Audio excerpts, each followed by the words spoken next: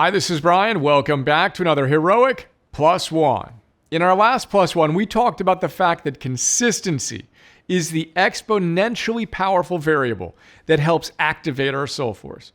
We discussed our soul force equation and the fact that, from my perspective, activating our soul force is a function of getting your energy focused on what's important now consistently. Today, I want to talk about the fact that cultivating what we call our heroic soul force superpower was essentially the whole point of ancient Chinese philosophy as well. Seriously, we talk about this in our notes on Edward Slingerland's great book, Trying Not to Try, which, for the record, has become one of my all-time favorite notes that I have reread many times. Check it out. We also talk about this in our Plus One on Virtuous, charismatic power, and in our Plus One on the 4 different approaches to Wu Wei. Here's the short story. Ancient Chinese philosophers like Confucius and Lao Tzu were all about helping people experience the state of what they called Wu Wei.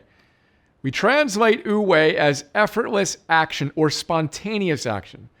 But it, like so many of the beautiful ancient words we explore, has a deeper meaning. Something closer to effortless, noble, or virtuous action.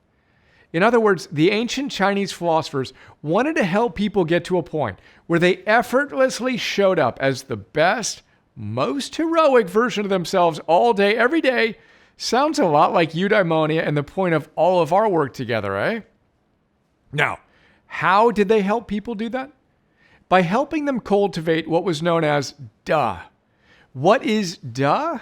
Spelled D-E? As Slingerland says, and I quote, people who are in Wu Wei have Da, typically translated as virtue, power, or charismatic power.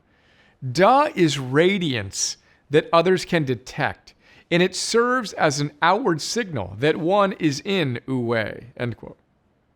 Now, Slingerland also describes that felt sense of power as moral charisma. Virtuous charismatic power, also known as moral charisma, also known as soul force. How'd you like some of that? Think of the most radiantly alive person you know, the one you most respect and admire. Imagine yourself in their presence as they shine. You know that energy you feel from them? That's their moral charisma, or as we like to say, their soul force. And that brings us to the point of today's Plus One. Imagine yourself as the most radiantly alive version of you. See yourself going through your day, effortlessly expressing the best version of yourself. Feel the eudaimonia and the virtuous, charismatic power of your soul force being fully expressed. You got it? Fantastic. Go be that best, most heroic version of yourself today.